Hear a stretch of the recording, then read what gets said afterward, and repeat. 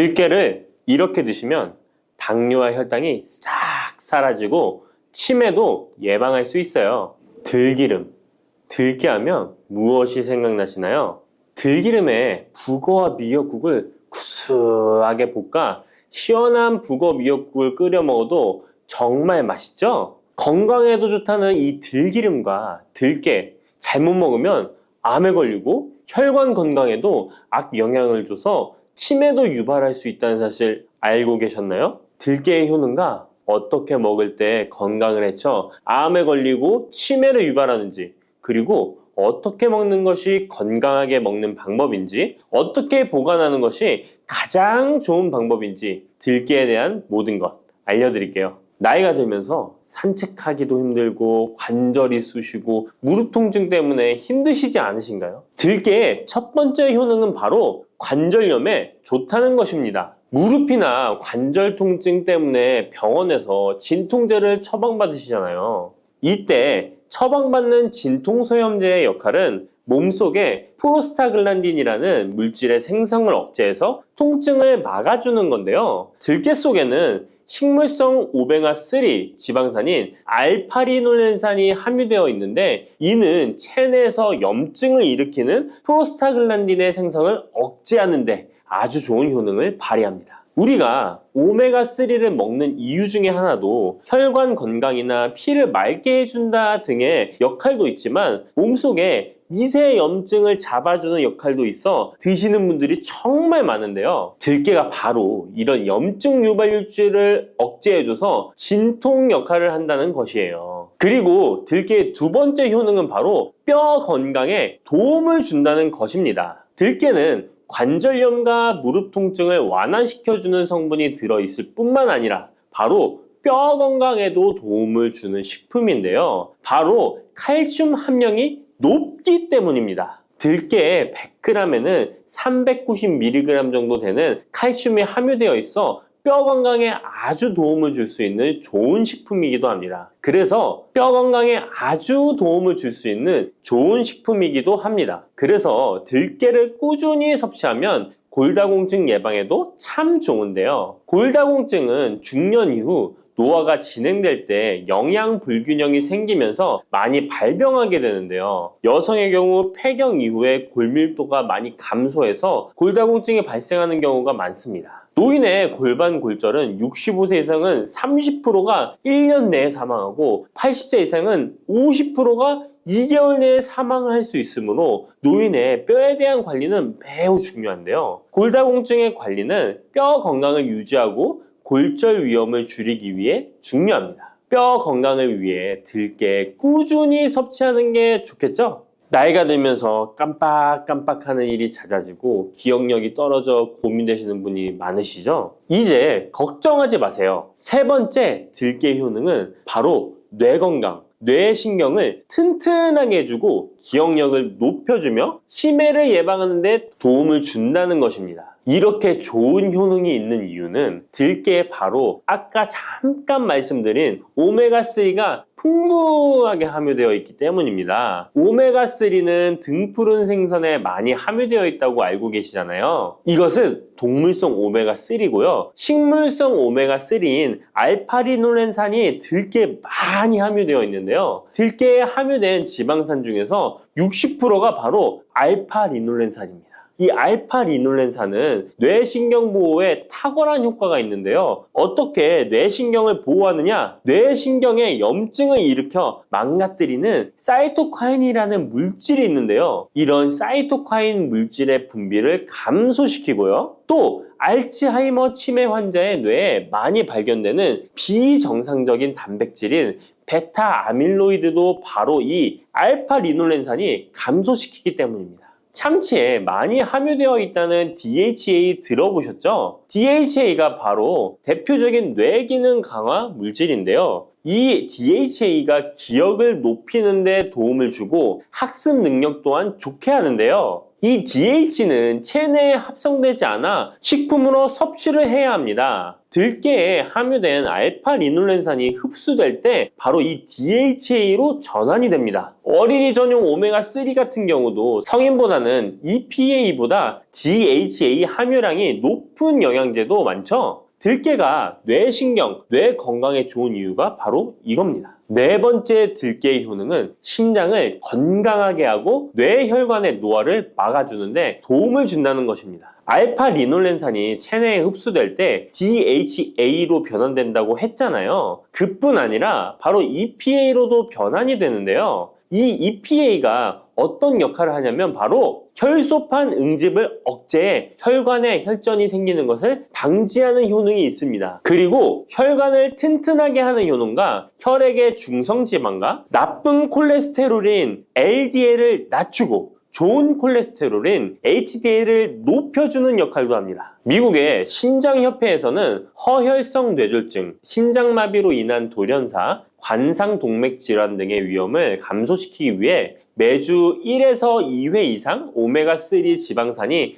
풍부한 등푸른 생선을 섭취하는 것이 도움을 준다고 발표했습니다. 그런데 이 오메가3 지방산의 함량을 살펴보면 100g당 오메가3 지방산의 함량이 연어에는 11.5g, 고등어에는 9.9g, 들깨에는 무려 63.1g이나 함유되어 있습니다. 정말 많이 함유되어 있죠? 들깨에는 연어에 비해 5배 이상 들어있다는 것입니다. 들깨를 꾸준히 드셔서 혈관도 건강하게, 심장도 튼튼하게 유지하시기 바랍니다. 5번째 들깨의 효능은 바로 변비에 좋다는 것입니다. 들깨의 껍질에는 식이섬유가 풍부한데요. 들깨 100g에는 18g 정도로 풍부한 식이섬유가 함유되어 있습니다. 이 식이섬유는 장내에서 수분을 흡수하게 되는데요. 수분을 흡수하여 대변을 무르게 하고 장 운동도 촉진하여 변비를 예방하는 데 도움을 주는 것입니다. 또한 불포화 지방산이 풍부한데요. 들깨에 함유된 리놀렌산이 대장의 염증을 억제해주고 변비로 인해 발생할 수 있는 대장질환 또한 예방하는 데 도움을 줄 수 있습니다. 6번째 들깨의 효능은 바로 췌장을 건강하게 하는데 도움을 준다는 것입니다. 들깨에 풍부하게 함유된 루테올린이라는 성분이 있는데요. 이 성분이 몸 안에서 인슐린에 대한 반응도를 높이는 기능을 합니다. 이게 무슨 말이냐면 췌장에서 인슐린을 조금만 분비하게 돼도 몸 안에서 이 인슐린이 작용을 잘해서 혈당이 급격히 올라가는 것을 막아주고 이렇게 되면 췌장에서 인슐린 분비를 줄일 수 있겠죠. 이렇게 췌장의 부담을 많이 덜어줄 수 있다는 것입니다. 루테올린을 통한 인슐린 반응도가 높아지면 당뇨도 예방할 수 있고 혈당 조절에도 많은 도움을 받을 수 있는 것입니다. 7번째 들깨의 효능은 알레르기성 질환을 예방하는데 도움을 주는 것입니다. 들깨에 오메가3 지방산이 많이 함유되어 있다고 했잖아요. 이 오메가3 지방산이 염증을 억제하고 면역력을 강화시키는 효과가 있어서 알레르기 증상을 예방하고 완화시키는데 도움을 줄 수 있는 것입니다. 그리고 또 비타민 E가 풍부하게 함유되어 있는데요. 비타민 E는 항산화 작용에 뛰어나고 알레르기 반응을 일으키는 물질인 히스타민의 분비를 억제하는 효과가 있습니다. 알레르기에 처방받는 항히스타민제와 비슷한 기전이라고도 어찌 보면 볼 수 있겠죠. 8번째 들깨의 효능은 빈혈에 좋다는 것입니다. 들깨 100g에는 철분이 약 14mg 정도로 함유되어 있는데요. 이는 시금치의 약 2배에 해당됩니다. 시금치보다도 철분 함량이 높아 빈혈에 도움을 줄 수 있는 것이고 그뿐만 아니라 들깨에 함유된 비타민 B1, 2는 조혈작용을 도와주는데요. 조혈작용이란 혈액 속의 혈구를 만들어내는 과정을 말합니다. 빈혈이 있는 분들이 들깨를 꾸준히 드신다면 빈혈을 개선하는데 많은 도움을 받을 수 있는 것이죠. 자, 그런데 이렇게 좋은 들깨도 가장 취약한 단점이 있습니다. 그것은 바로 열에 약하고 쉽게 산패된다는 것입니다. 일반적으로 통들깨보다는 들기름으로 많이들 섭취하게 되시는데요. 이 들기름을 짤 때의 방법이 중요합니다. 보통은 200도 이상으로 들깨를 달달 볶아서 기름을 짜게 되는데요. 이때 몸에 좋은 오메가3 지방산이 대부분 파괴가 됩니다. 그래서 들기름을 드실 때는 저온에서 압착한 기름을 사용하시는 것이 좋습니다. 저온에서 압착한 기름은 제가 하단 링크에 있으니까 잘 구경해 보세요. 저온 압착유 또는 생들기름이라고도 하는데요. 이 기름을 요리에 사용할 때에도 열에 오랫동안 가열하지 마시고 요리가 끝나갈 무렵에 들기름을 넣어주시거나 먹기 직전에 드레싱을 하여 드시는 것이 좋습니다. 들기름은 또한 산패가 쉽게 되는데요. 들기름이 산패되면 벤조피렌이 생성되게 되는데 이게 1급 발암물질입니다. 산패된 들기름을 지속적으로 드시게 되면 발암물질을 계속 먹게 되는 것이죠. 그래서 들기름의 사용기한을 지켜주시는 것이 좋은데요. 보통은 2달 이내로 드시는 것이 좋고 개봉을 하셨다면 1달 이내에 소비하시는 것을 권장드립니다. 보관 방법도 정말 중요한데요. 신문지나 검은 비닐 등으로 감싸서 빛을 차단하고 밀봉한 상태에서 반드시 냉장 보관하시기 바랍니다. 만약 실온에 두신다면 들기름의 산패는 급속히 진행되기 때문입니다. 그런데 이 들기름을 오래 보관할 수 있는 방법도 있는데요. 그것은 참기름과 섞어서 보관하시는 것입니다. 참기름에는 비타민 E와 세사몰이라는 성분이 있는데요. 이 성분이 산패를 막아주는 데 도움을 줍니다. 이 세사몰이라는 성분은 참기름을 고온에 볶거나 기름을 짜는 과정에서 생성되는 물질인데요. 이 때문에 다른 기름에 비해 참기름이 산패가 느리고 지속성이 좋은 것이죠. 그래서 들기름과 참기름을 7:3 또는 8:2 정도로 섞어서 보관하시면 조금 더 오래 보관하실 수 있습니다. 그런데 들깨를 기름으로 드시게 되면 들깨 껍질을 섭취할 수 없는데요. 들깨 껍질에 몸에 좋은 식이섬유와 대표적인 항산화 물질인 폴리페놀 성분들을 다 버리게 되는 것입니다. 그래서 들깨를 제대로 드시려면 들기름보다도 통들깨 자체로 드시는 것이 좋습니다. 마트에 가면 통들깨보다도 들깨 가루를 많이 판매하시는데요. 들깨 가루는 산패가 빨리 되기 때문에 통들깨를 구매해 드시길 바랍니다. 통들깨를 구매하시면 그 안에 작은 돌이라든지 이물질이 들어있어 세척을 잘 해주셔야 되는데요. 세척하는 방법 알려드릴게요. 먼저 들깨를 물에 담가 씻어줍니다. 그리고 물 위에 뜨는 것만 채로 걷어 옮겨주시기 바랍니다. 그렇게 하면 바닥에 이물질만 남는데요. 이것을 버리고 또 물에 담가 씻어주고 물 위에 뜨는 것만 채로 걷어 옮겨주시면 됩니다. 이 같은 작업을 3번, 4번 반복해주면 되는데요. 이렇게 하면 통들깨를 깨끗하게 세척할 수 있습니다. 깨끗하게 세척한 통들깨는 자연 건조해 주셔도 되긴 하지만 시간이 오래 걸리니 팬에 담아 약한 불로 건조시켜 주시거나 쉬운 방법은 전자레인지를 이용하시면 됩니다. 전자레인지를 이용한 건조 방법 알려드릴게요. 세척한 통들깨를 접시에 담아 주시고요. 이렇게 해서 5분 정도 돌려주시고요. 상태를 확인해 줍니다. 아직 덜 건조되었을 거예요. 한 번에 오랜 시간 전자레인지에 돌리면 들깨가 탈 수 있으니까 이렇게 5분 정도씩 돌려가며 상태를 확인해 주면서 완전히 건조될 때까지 이 작업을 해주시면 됩니다. 완전히 건조된 통들깨는 그냥 스푼으로 떠서 드셔도 되고요. 먹을 만큼씩 믹서기에 갈아서 음식에 넣어 드셔도 되고 통들깨 자체로 음식에 넣어 드셔도 됩니다. 이렇게 하시면 들깨를 산패되지 않은 상태로 신선하고 건강하게 버리는 것 없이 드실 수 있습니다. 당근이 몸에 좋다는 사실은 이미 알고 계시죠? 몸에 좋다는 당근도 먹는 방법과 함께 먹는 음식에 따라 몸에 독이 될 수도 있고 보약이 될 수도 있다는 사실 알고 계신가요? 당근과 함께 먹으면 보약이 되는 음식, 당근을 먹는 방법, 그리고 당근을 제대로 먹을 때 나타나는 놀라운 효능까지 당근에 대한 모든 것을 알려드릴게요. 그리고 연예인이 3주 동안 11kg나 감량했다고 하는 당근 다이어트 방법도 영상 뒷부분에 있으니까 끝까지 시청해주세요. 그럼 당근에 대한 모든 것 바로 시작합니다. 당근의 대표적인 효능은 베타카로틴에서 나옵니다. 베타카로틴은 채소를 노란색, 주황색, 빨간색이 되도록 하는 성분이며 대표적인 항산화 물질입니다. 항산화 작용을 한다는 것은 항염증 작용을 한다는 것이고, 항염증 작용을 한다는 것은 바로 항암 작용을 할 수 있다는 것인데요. 당근의 첫 번째 효능은 눈 건강을 좋게 한다는 것입니다. 당근의 베타카로틴이 우리 몸속에 들어오게 되면 비타민 A가 되는데요. 비타민 A는 눈 건강을 좋게 하는 성분이죠.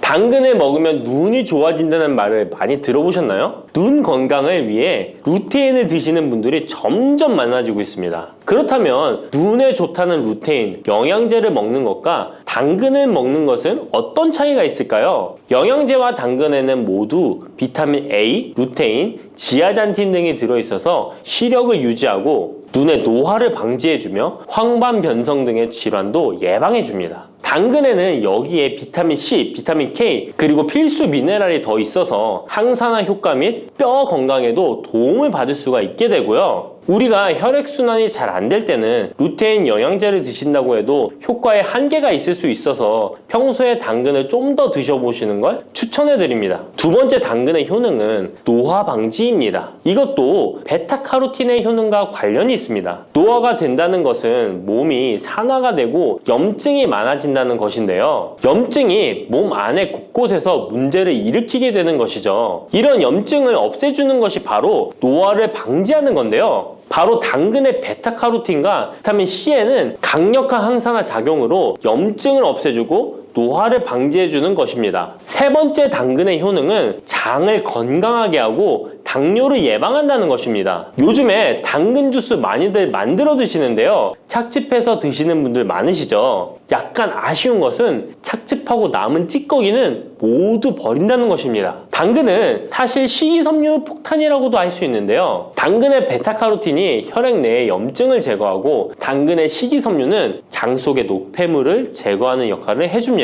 장 속에 유산균이 살아가려면 유산균의 먹이가 있어야 되는데요. 이 먹이를 프리바이오틱스라고 합니다. 그리고 프리바이오틱스의 역할을 해주는 것이 바로 당근의 식이섬유입니다. 또한 식이섬유는 당을 흡착하여 배출해주는 효능이 있습니다. 이 효능은 당이 우리 몸에 흡수되는 속도를 늦춰주기 때문에 혈당이 급격하게 오르는 것을 막아주게 됩니다. 이런 과정은 당뇨를 예방하는데 아주 탁월한 효능을 발휘하는 것이죠. 네 번째 당근의 효능은 암을 예방하는 것입니다. 암이 발생하는 여러 이유 중 하나는 염증이 계속해서 발생하기 때문인데요. 폐에 염증이 반복해서 발생하면 폐암이 될 가능성이 높고 위에 염증이 반복해서 발생하게 되면 위암이 될 가능성이 높은 것이죠. 또 한 가지 경우는 혈액순환이 잘 되지 않는 곳에 암이 발생할 가능성이 높아집니다. 혈액순환이 잘 되지 않게 되면 그곳에 영양분이 잘 전달되지 않고 문제가 생겨도 회복이 더디거나 악화가 될 가능성이 높아져서 결국 암으로 발전하게 된다는 것입니다. 이러한 문제들을 해결해 주는 것이 바로 항산화 성분이고 당근의 베타카로틴이 강력한 항산화 작용을 하여 암을 예방할 수 있는 것입니다. 간혹 흡연을 하는 분들이 베타카로틴을 섭취하면 폐암의 발병률이 높아진다고 하여 당근 섭취를 꺼리시는 분들이 있는데요. 걱정하지 않으셔도 됩니다. 암 발생은 당근과는 아무런 관련이 없습니다. 폐암이 발생했던 실험군은 당근을 섭취한 것이 아니고 베타카로틴 영양제를 섭취하는 것이었으며 당근을 섭취한 실험군은 오히려 암 발병률이 낮았다는 연구 결과가 있습니다. 다섯 번째 당근의 효능은 치매 예방입니다. 베타카로틴은 뇌혈관에도 작용을 하게 되는데요. 뇌혈관에 쌓이는 베타 아밀로이드를 제거하여 뇌신경을 활성화시켜주는 역할을 해줍니다. 이렇게 뇌신경이 활성화되면 기억력과 학습 능력이 향상되고 치매를 예방할 수 있게 되죠. 치매는 발병이 되면 치료하는 것은 거의 불가능해서 예방이 정말 중요한데요. 치매를 예방하는 데 가장 중요한 것이 혈관을 깨끗하게 하는 것입니다. 당근의 베타카로틴이 혈관을 깨끗하게 해주는 효능이 있으니 당근을 매일 하나씩 꾸준히 섭취하여 치매를 예방하시길 추천드립니다.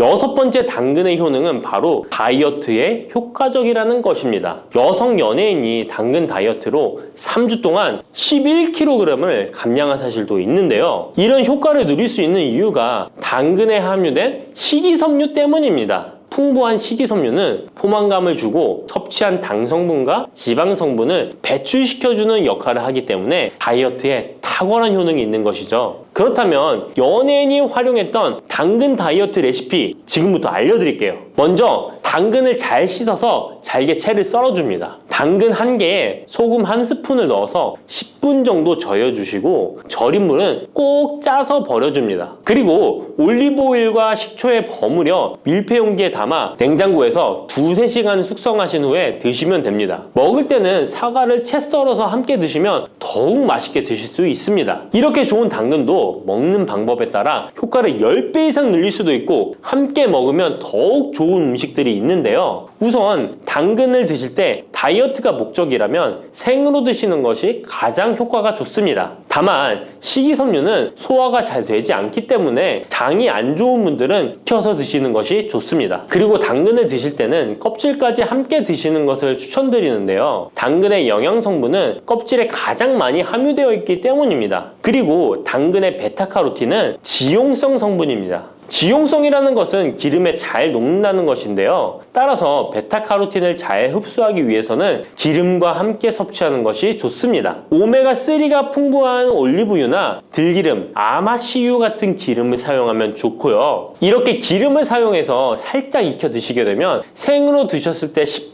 정도 흡수되는 베타카로틴을 70% 정도 흡수할 수 있게 됩니다. 엄청난 차이죠? 기름에 볶을 때 주의사항은 너무 오래 익히지 말고 살짝만 익혀서 드시는 것이 좋습니다. 너무 오래 볶으면 오메가3를 함유한 기름도 산패되어서 문제가 될 수 있기 때문입니다. 다음으로 함께 먹으면 좋은 음식들을 알려드릴게요. 몇 년 전부터 유행하고 있는 주스 있잖아요. ABC 주스라고 하는데요. 들어가는 재료는 사과, 비트, 그리고 당근이죠. 이 3가지를 함께 갈아서 주스로 마시면 항산화 폭탄 주스를 마시게 되는 것인데요. 이 3가지 중에서 비트의 효능이 혈관을 확장시켜주는 역할을 합니다. 풍부한 항산화 성분들이 확장된 혈관을 따라 온몸 구석구석에 공급되어 혈관을 깨끗하게 하고 염증을 제거하여 각종 질병을 예방할 수 있게 되는 것이죠. 다만 비트에는 옥살산이 함유되어 있어서 신장의 결석을 유발할 수 있기 때문에 신장이 약하신 분들은 약간의 주의가 필요하고요. 그래서 요즘엔 이 비트를 빼고 사과, 양배추, 당근 이렇게 3가지를 넣은 ACC 주스를 많이 드시는데요. 양배추는 우리 몸의 진액을 보충해줘서 점막을 촉촉하게 해주는 효능이 있어서 외부로부터 들어오는 바이러스와 이물질을 배출시켜주는 탁월한 효능이 있습니다. 그리고 항암 효과를 극대화시켜줄 수 있는 음식도 알려드릴게요. 바로 브로콜리와 단호박을 당근과 함께 드시면 됩니다. 3가지를 생으로 드시는 것보다 찜기에 쪄서 드시면 흡수율을 훨씬 높일 수 있고요. 올리브 오일과 약간의 소금을 넣고 물과 함께 섞어서 드시면 맛도 좋고 건강에도 좋은 강력한 항암 주스로 드실 수 있습니다. 네, 안녕하세요. 영양학 박사 그레이스입니다. 네, 박사님. 정말 박사님 인기가 많습니다. 감사하죠. 요즘 그 여름에 감기 걸리시는 분들이 굉장히 많더라고요. 너무 많아요. 너무 많아요. 네. 그래서 저는 제가 어렸을 때 그 감기 걸리면 그 할머니가 항상 잣죽을 끓여주셨거든요. 할머니 역시. 그 잣죽을 먹고 나면은 왠지 모르게 기력이 솟는 그런 느낌이 좀 나고 네네. 그래요. 잣도 어떻게 보면은 그런 기력 회복하거나 이제 감기 걸린 분들한테 좀 좋은 음식인가요? 피디님이 또 유독 잣이랑 잘 맞나 보네요. 그쵸? 아, 잣이 되게 작은 견과류잖아요. 알맹이가 굉장히 조그마하잖아요. 네. 그런데 사실은 이렇게 말하면 약간 과장일 수도 있지만 약재라고 보셔도 저는 좋을 것 같아요. 잣이요? 뭔가 고소한 맛이 나는 약이라고 어. 생각해도 좋을 만큼 뭐 기력을 북돋아주는 데도 매우 좋고요. 잣 자체가 작은 그 알맹이 안에 진짜 농축적인 영양소를 가득 담고 있는 재료예요. 수정가나 막 이런 곳에도 막 잣이 막 들어가고 하잖아요. 새알? 네, 새알. 새알 이렇게 들어가 있는 거. 네, 그게 건강식이라고도 볼 수 있겠네. 건강 간식? 약간 그렇게. 네, 그렇게 생각하실 수도 있고, 잣 자체는 단백질이 진짜 꽉 차 있는 견과류예요. 그리고 불포화 지방산이 많아요. 불포화 지방산. 네, 우리가 살면서 고기를 많이 먹는 이제 현대인의 식습관에서는 포화 지방산을 먹을 일이 참 많은데, 잣이나 다른 견과류들은 이제 불포화 지방산이 많으니까 아무래도 몸에 좋은 지방산을 더 많이 함유하고 있는 재료에 해당하죠. 아, 그렇구나. 그래서 제가 먹고 나면 기력이 막 솟고 막 그랬나 보네요. 그래서 이렇게 키가 크게 성장하셨네요. 저 집안 내력입니다. 아, 너무 좋. 아, 그럼 잣이 이제 네. 몸에 좋은 불포화 지방산, 네. 비타민, 그리고 이런 것들이 심장과 뇌 건강에도 좀 도움이 될 것 같거든요. 불포화 지방산의 효과 중에 하나가 우리가 불포화 지방산 하면 많은 분들이 연관 검색어로 머릿속에 오메가3 이런 거 딱 떠오르실 텐데 불포화 지방산은 사실 어떤 혈관 건강, 혈액을 건강하게 해주는 그런 효과를 가지고 있는 영양소이기도 해요. 그래서 뇌 건강이라고 하면 우리가 인지 기능이 뭐 개선된다거나 혹은 치매를 예방할 수 있다거나 뇌 혈관 건강을 개선해 줄 수 있다거나 하는 유로도 생각을 해볼 수가 있는데 불포화 지방산의 효과 중에 그런 효과들이 사실 크게 자리를 하고 있죠. 그래서 잣은 불포화 지방산이 함량이 높은 식재료다 보니까 뇌 건강 충분히 도움이 되는 재료라고 볼 수 있어요. 그러면은 이런 잣을 보통 죽으로 많이 만들어 먹잖아요. 네네네. 그 시니어분들한테 좋은 장점이라는 게 더 있을까요? 일단 모든 견과류는 건강상 주는 이점이 분명한 재료인 건 맞는데 자칫 잘못하면 좀 배탈이 나기 쉬워요. 그러니까 제가 배탈이 난다는 거 뭐 배가 아파요 뭐 이렇다기보다는 기름기가 많은 재료이다 보니까 뭐 설사가 나기가 쉽다든지 아니면 먹고 나서 괜히 소화가 안 되는 느낌이 든다든지 할 수가 있는데 죽을 끓여서 먹게 되면 소화 흡수가 훨씬 용이해지기 때문에 일단 뭐 속에서 부대낀다거나 내가 뭐 견과류 먹고 바로 화장실 가고 싶다거나 이런 현상은 훨씬 덜 하죠. 그래서 잣죽 자체는 잣에 들어가 있는 영양소를 굉장히 부드러운 방법으로 섭취할 수 있는 좋은 음식이에요. 그러면은 이런 잣죽을 만들 때 박사님만 좀 알고 있는 좀 맛있게 먹을 수 있는 그런. 할머님이 더 많이 알고 계셔요, 근데. 저희 근데 단순 갈아서 그냥 하기만 하고. 맞아요. 그래서 잣을 일단, 뭐 구입을 하시면 당연히 신선한 잣을 선택을 하시는 게 제일 중요한 1번이라고 생각을 하고요. 그거를 잘 씻어서 잣에 왜 어떤 견과류 먹으면 이게 맛이 떫어? 하는 생각이 드실 수가 있는데 이제 잘 씻어내고 나면 그 떫은 맛도 좀 같이 용해되기도 하거든요. 그래서 좀 깨끗하게 씻으시고 그거를 이제 잘 볶으셔가지고 사용을 하시면 좋은데요. 볶아서요? 네, 볶으면 사실 고소한 맛이 확 하고 올라올 수는 있지만 한편으로는 지방산이 많은 식재료, 조그만 식재료이기 때문에 잘못 볶으면 금방 홀랑 타요. 그래서 너무 많이 볶지 마시고 그냥 살짝만 볶아서 쌀과 함께 갈아서 끓이시면 제일 좋고 내가 뭐 두유를 좋아한다. 그러면 물 대신 두유에다 끓이셔도 되고요. 그런 방법도 있죠. 두유에서 해서 먹으면 좀 더 맛이 다른가요? 훨씬 고소하기도 하고 일반 물을 넣어서 갈아서 끓이는 것보다는 조금 더 묵직한 맛이 나고 두유 자체가 가지고 있는 단맛도 좀 올라오기도 하고요. 일단 영양가 자체도 일반 물을 가는 것보다는 영양 밀도가 확 올라가기는 하죠. 그 잣이 그래도 네. 열량이 좀 높다고 들었어요. 열량이 완전 높죠. 그게 사실 문제죠. 하루 적정 섭취량이 또 있을 것 같아요. 이런. 이제 견과류 자체가 몸에 좋은 반면 열량이 되게 높은 재료들이에요. 그래서 이거는 잣만의 이슈는 아니고 모든 견과류가 다 마찬가지인데 다만 잣은 조그맣고 우리 왜 이렇게 쌀 튀밥 집어 먹듯이 낼름낼름하고 계속 먹기가 아주 손이 가는 재료일 수 있기 때문에 나도 모르게 많은 양을 먹어 버릴 수 있는 거죠. 그래서 우리가 쌀밥 만약에 먹는다고 하면 보통 한 공기에 300kcal라고 생각하거든요. 근데 잣은 100g에 한 700칼로리쯤 돼요. 그러니까 굉장히 열량이 높은 재료이고 그렇다 보니 나도 모르게 많이 먹을 수 있고 많이 먹으면 열량을 과다 섭취하게 될 수도 있지만 아까 말씀드린 것처럼 과량의 견과류를 먹게 되면 뭐 화장실에 가게 된다거나 소화가 잘 안 된다고 느껴진다거나 하는 류의 불편함을 느끼시게 될 수도 있어요. 그래서 그런 부분들 좀 주의하시면 좋겠고요.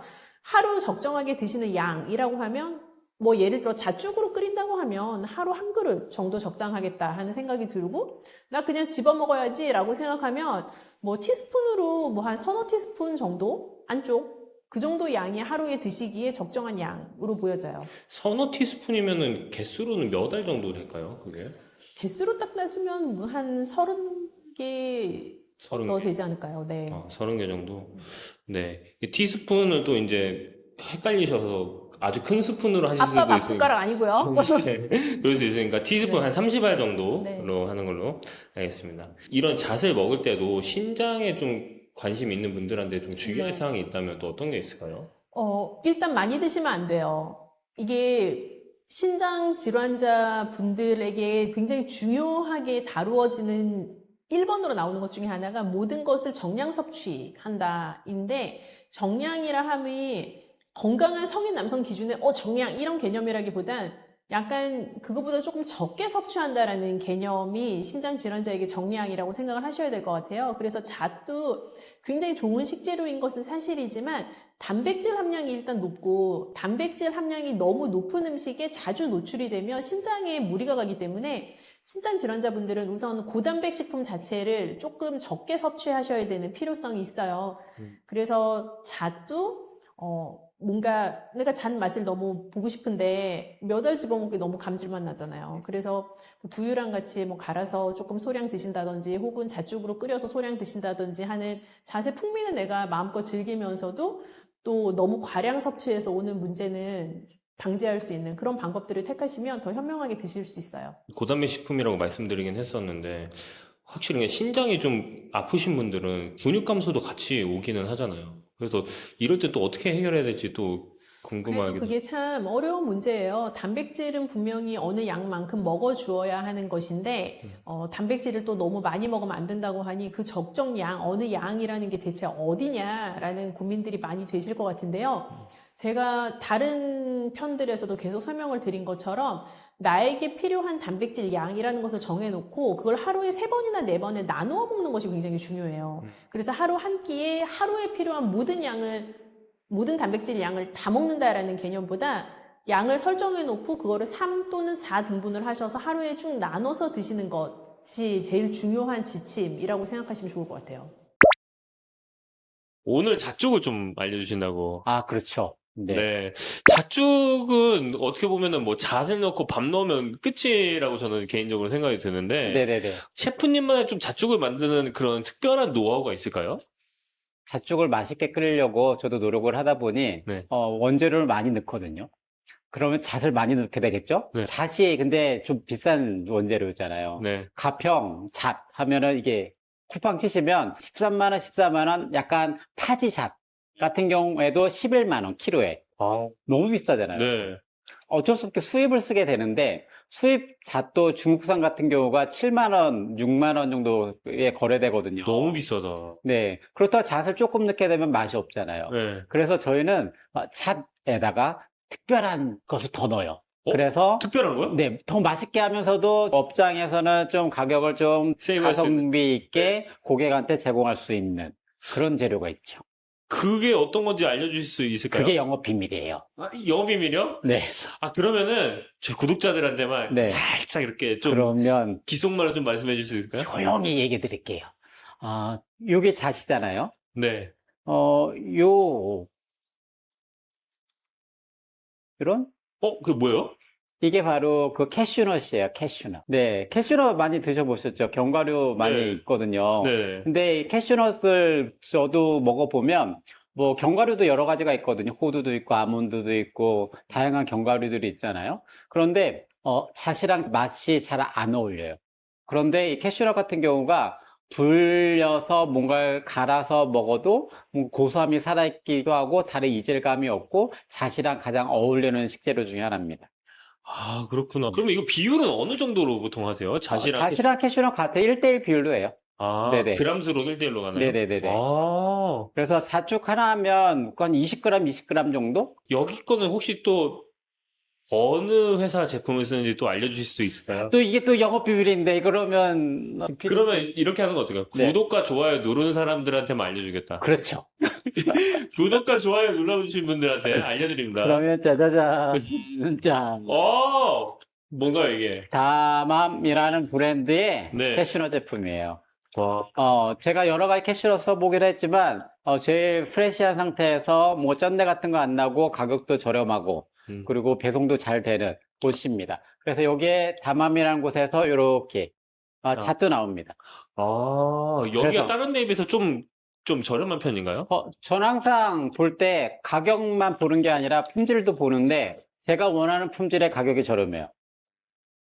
그래서 잣이나 이런 견과류들이 오래되면 약간 얘도 산패되고 하지만 얘네들은 완전 신선하고요. 그리고 저희는 이제 이 견과류를 냉동고에 보관하거든요. 그러다 보니까 이제 변화도 없고. 어, 그래서 저는 잘 쓰고 있습니다. 네. 네. 잣죽은 정말 간단합니다. 이 물을 한 3분의 2컵. 3분의 2컵. 되게 조금 넣네요? 아니, 한 컵 정도 해야 될 것 같아요. 한 컵도 되게 조금 것 같은데요. 네. 왜냐면 잣과 캐슈넛 갈 때 물이 들어가요. 얼마나 들어가나요? 한 컵 정도 들어갈걸요? 아, 그러면은 이거 맞는데 한 2컵 정도 들어간다고 네, 볼 수 맞아요, 있겠네요. 맞아요. 얘는 처음부터 저는 그냥 쉽게 그냥 여기다 그냥 다 이렇게 넣어주세요. 그리고, 아, 고소한 냄새가 여기까지 나는데요? 네. 아, 아까우니까. 디테일이 있네요. 이거 아까우니까 물로 이렇게 해가지고. 네, 이게 다 비싼 잣과 캐슈넛이잖아요. 그쵸. 네, 그래서 얘가 넣고, 그리고 여기에다가 그냥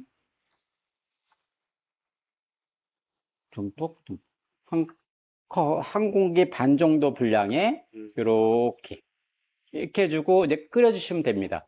간을 살짝 얘기를 안 했던데 이 정도 분량에는 소금이 한 2g 정도 되긴 하는데 한 2꼬집 정도 생각하시면 돼요. 2꼬집 정도. 네네.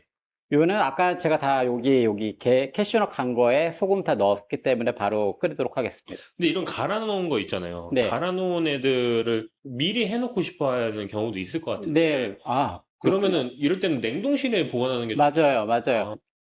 모든 제품들은 다 보통 전 처리를 해서 냉동고에 보관하시면 돼요. 왜냐면 이게 냉동을 해서 이 제품들이 약간 품질이 달라지는 게 뭐냐면 야채 같은 경우 냉동을 하잖아요. 그러면 그 결들이 있는데 얘가 해동이 되면 이게 깨지면서 뭉그러지거든요. 근데 죽은 이게 뭉그러져야 된단 말이죠. 그러니까 냉동을 한다고 해서 죽의 품질에 전혀 이상이 없어요. 아, 그게 또 죽의 장점이 될 수 있겠네요. 네, 그러니까 저희는 이제 미리 시간이 날 때 저희가 작업하기 편하게 냉동을 해놓거나 저희가 업장이다 보니까 계속 뭔가를 재료를 준비를 해놔야 되거든요. 그러니까 집에서도 마찬가지일 것 같아요. 집에서도 잣이나 뭔가 다른 원재료들을 소분해 놨다가 나중에 죽을 매일 먹을 수는 없잖아요. 그러니까 먹고 싶을 때 얘를 꺼내가지고 푹 끓여 드시면 되게 간단하죠. 아, 네. 감사합니다. 네. 이래놓고 이제 중불에 5분 정도 네, 해놓으면. 그렇습니다. 네. 소고기와 들깨 자체의 밸런스가 강력하다고 말씀드렸잖아요. 네. 그런 강력한 밸런스를 부드럽게 먹을 수 있는 방법이기 때문에 소화 흡수에 너무 좋죠. 네, 박사님 안녕하세요. 네, 안녕하세요. 영양학 박사 그레이스입니다. 박사님 요즘 들깨가 인기가 많거든요. 네. 그리고 이제 단백질 얘기로 소고기 얘기도 굉장히 관심을 많이 가지고 계시는데 이 두 개가 좀 조합이 되면 좀 어떨까요? 소고기랑 들깨요? 네. 둘은 궁합이 나쁘지 않죠. 일단 소고기는 네. 단백질이 많은 재료이고 네. 들깨는 오메가3 불포화지방산이 많단 말이에요. 물론 소고기만두 사실 굉장히 영양 밀도가 높고 영양가가 좋은 식재료인 거는 맞아요. 그런데 소고기에 있는 기름은 포화지방, 들깨는 불포화지방산이 많으니 둘이 딱 합쳐지면 아주 맛의 보완뿐만 아니라 영양소 밸런스가 좋죠. 사실 강력한 것 같은데요? 그 이 두 개랑 같이 조합되는 포화지방산과 불포화지방산이라고 네. 말씀을 해주셨는데 그거 말고도 좀 소고기에는 좀 단백질이 좀 많이 있잖아요. 네네네. 뭐 적정량의 단백질을 이제 꾸준히 드시라라는 지침을 몇 번 드렸었는데 그럴 때 쓰기 딱 좋은 재료가 이제 소고기죠. 근데 다만 기름기가 적은 부위를 선택하시는 게 중요하죠. 소고기 기름은 포화지방이 많으니까요.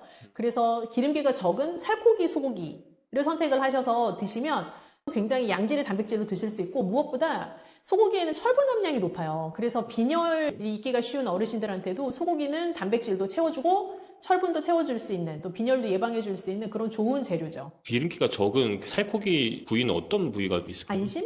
안심. 네. 그러면은 이런 소고기가 이제 단백질, 근육 이런 쪽에 도움이 된다고 했는데 네. 어르신들 같은 경우는 하체 근육이 급격하게 빠지잖아요. 나이가 그럴 수 들면 있죠. 들수록 네. 하체 근육을 지키는데 좀 더 도움이 될 수 있을까요? 뭐 하체 근육으로 먹은 소고기가 다 간다는 말씀 못 드리고요. 네. 우리가 특정 부위의 근육은 운동을 해서 키워야지. 근데 이제 다만 단백질을 양질로 잘 드시는 거는 운동과 함께 굉장히 중요한, 이제 근육 건강에 중요한 요소이기 때문에 흡수율도 좋은 단백질로 소고기는 아주 좋은 식재료예요. 근데 이런 단백질 같은 걸 먹었을 때 좀 연골이나 이런 쪽이랑도 연관이 있을 수 있을까요? 그럴 수도 있죠. 근데 뭐 소고기를 먹게 되면은 이제 철분 함량도 높지만 소고기와 함께 곁들이는 다른 음식을 통해서 뭐 칼슘도 충분히 드실 수 있고 마그네슘도 섭취할 수 있고 하니까요. 그런 것들이 다 힘을 합쳐서 연골도 튼튼하게 해줄 수 있는 역할을 하는 거죠. 소고기 이런 고기류를 듣기만 해도 많이 먹어야겠다는 생각이 드네요. 그러면 들깨 얘기를 좀 해보고 싶은데 들깨에 있는 몸에 좋은 기름이 심장과 관절에 어떤 도움이 되는지. 저는 그 순댓국 먹을 때 들깨 이렇게 들깨 가루? 빻은 거. 예. 그건 이제 들깨 가루고 네네. 우리가 보통 깨라고 하면 우리 머릿속에 있는 깨는 참깨란 말이에요. 이렇게 아, 네네. 약간 작은 물방울 같이 생긴 거. 맞아요, 근데 맞아요, 맞아요. 동그랗게 생겼어요. 점처럼 동그랗게. 그래서 그래요? 들깨 가루만 보신 분들은 들깨의 원래 모양을 잘 모르시고 참깨랑 비슷하다고 생각하실 수 있는데 특히 젊은 분들은 네. 들깨는 아주 동그랗게 생긴 깨예요.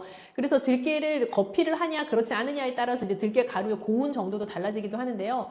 들깨 가루로 드셔도 들깨가 가지고 있는 오메가3의 영양은 그대로 다 많이 드실 수가 있고 통 들깨로 드셔도 좋고요. 그래서 들깨 자체가 가지고 있는 오메가3의 이점을 잘 노리려면 통 들깨, 들깨 가루, 들기름 다 괜찮아요.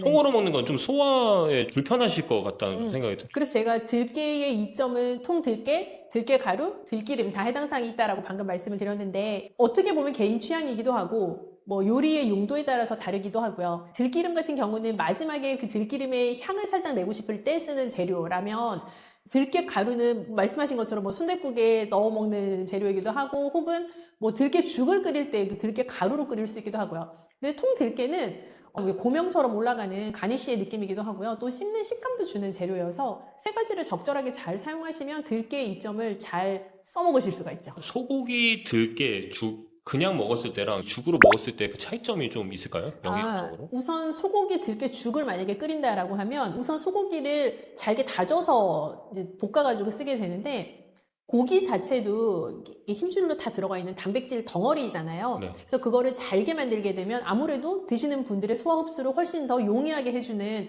조금 더 쉬워지는 재료가 되는 거죠. 내 몸 입장에서는 단백질을 더 잘 받아들일 수 있는 재료가 되고 그걸 가지고 좀 볶다가 이렇게 푹 우려낸 국물 육수에다가 죽을 끓이는 거니까 소고기의 영양소를 충분히 다 섭취할 수 있다는 장점이 있고요.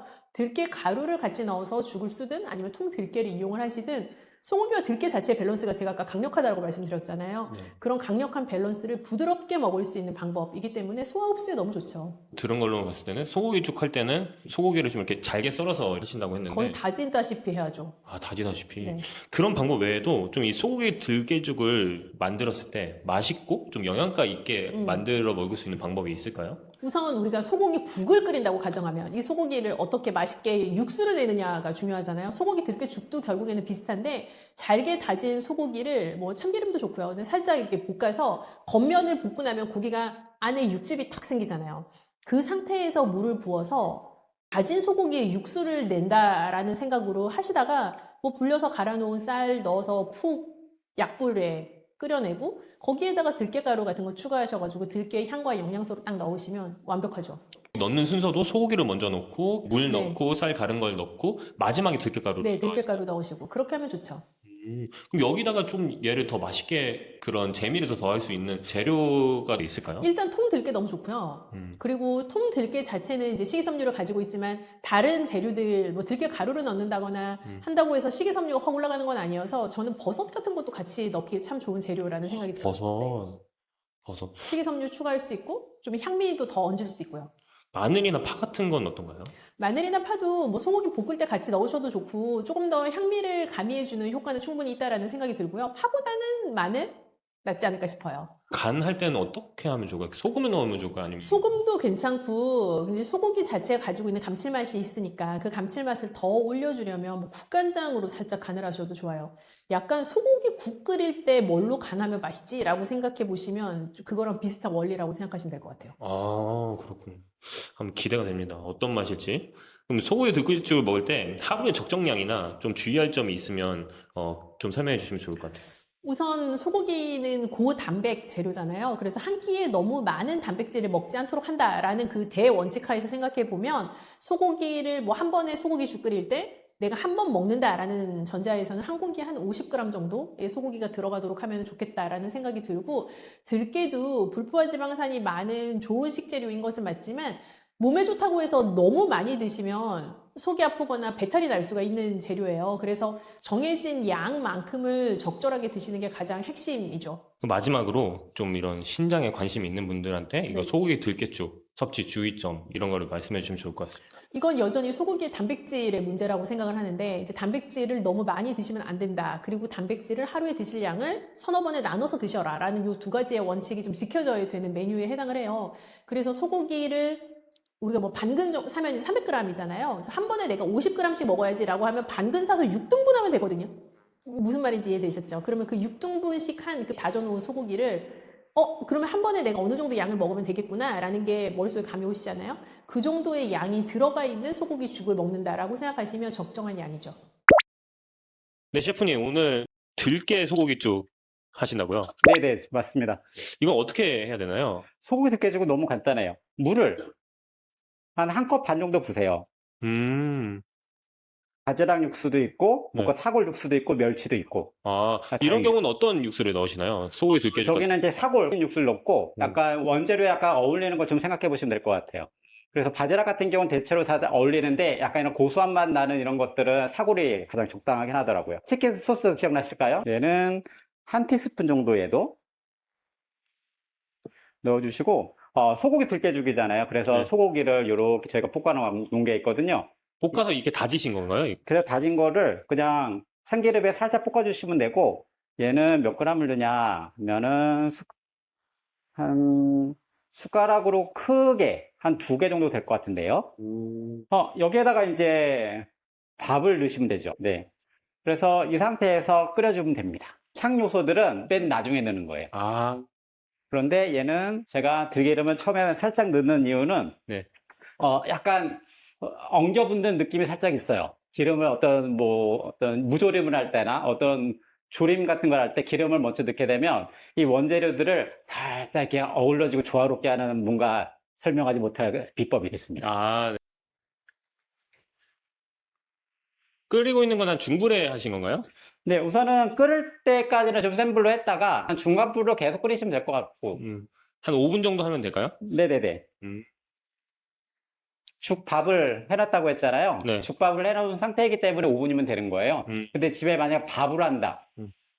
밥을 하면 좀 시간이 걸려요. 한 15분 정도? 그러면 물량을 더 높여야 되기도 하고, 그래서 죽밥을 한번 다 만들어 놓으면 이렇게 이제 한번 끓이기만 하면 되니까. 그리고 이제 밥 농도는 끓이다 보면 좀 묽다 싶으면 이렇게 한 숟가락 더 넣어도 되고. 마지막에 보니까 들깨 가루를 넣으시고 그 들기름을 넣으시고 통들깨를 넣으셨던 것 같은데. 네, 맞아요. 저희가 이제 들기름, 향미에 대한 것들은 맨 나중에 넣는 게 가장 좋거든요. 이게 조리를 하다 보면 향은 다 날아가요. 그래서 이제 아까 들기름을 제가 1차에 잠깐 넣었던 것들은 죽에 대한 조화로운 어우러짐을 넣은 거고, 마지막의 향은 드실 때 이제 고소한 향미가 일어나서 뭔가 식욕과 감칠맛에 대한 것도 더 올라올 수 있게 넣은 거고, 그리고 이제 통들깨, 얘는 살짝 씹히는 것도 있기도 하고 고명이거든요. 근데 고명이라는 것들은 이게 어떤 의미가 있냐면 이 음식이 당신을 위해 준비된 음식이라는 걸 뜻하는 거예요. 그래서 이제 고명을 올려준 거죠. 아까 그 고객도 어제 바지락죽 드셨다가 오늘은 또 소고기 들깨죽 드시고 매일 오실 것 같습니다. 네, 단골이 생겼네요. 네네네. 네.